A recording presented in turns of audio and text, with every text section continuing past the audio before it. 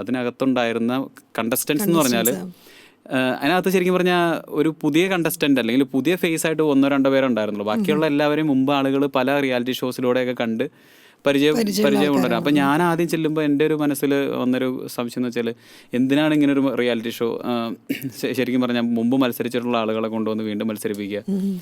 അതിനകത്ത് നമ്മളെ പോലെ പുതിയതായിട്ട് വന്ന ആളുകളെ സംബന്ധിച്ചിടത്തോളം അത് വലിയൊരു ചലഞ്ചാണ്. കാരണം നമുക്കതിനകത്ത് കാരണം അവരൊക്കെ ഫസ്റ്റ് പെർഫോമൻസ് എന്ന് പറഞ്ഞാൽ തന്നെ അവരുടെ മുമ്പത്തെ റിയാലിറ്റി ഷോ അല്ലെങ്കിൽ മുമ്പുണ്ടായിരുന്നതിൻ്റെ ഫിനാലയിൽ അവരെങ്ങനെ പെർഫോം ചെയ്തു ആ രീതിയിലാണ് അവരുടെ ഫസ്റ്റ് പെർഫോമൻസ് കിട്ടിക്കഴിഞ്ഞു ഓൾറെഡി. അതെ, തീർച്ചയായിട്ടും വളരെ നല്ല സാധകവും എല്ലാം ഉള്ള ആളുകളാണ് അവർ. അപ്പം നമുക്ക് ഭയങ്കര ബുദ്ധിമുട്ടായിട്ടൊക്കെ ആദ്യം തോന്നി.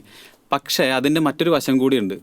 ഇങ്ങനെയുള്ള കണ്ടസ്റ്റൻസ് അതിനകത്ത് ഉണ്ടായിരുന്നത് കൊണ്ട് എന്നെ സംബന്ധിച്ചിടത്തോളം എനിക്ക് ഒരുപാട് ഇമ്പ്രൂവ് ചെയ്യാൻ പറ്റിയിട്ടുണ്ട്. കാരണം നമ്മൾ അവരെ കണ്ട് പഠിക്കും. ഇപ്പം നമുക്കറിയാം, ഇപ്പോൾ മൂത്ത കുട്ടീനെ കണ്ട് ഇളയ കുട്ടി പെട്ടെന്ന് പഠിക്കും നമ്മൾ പറയാറുണ്ട്. അപ്പോൾ അതുപോലെ തന്നെ എന്നെ സംബന്ധിച്ചിടത്തോളം ഞാൻ ഒത്തിരി കാര്യങ്ങൾ അവരുടെ അടുത്ത് നിന്ന് പഠിച്ചിട്ടുണ്ട്. അപ്പോൾ അതുകൊണ്ട് തന്നെ ആദ്യത്തെ ഒരു ചിന്ത തെറ്റായിരുന്നു എനിക്ക് പിന്നീട് തോന്നി.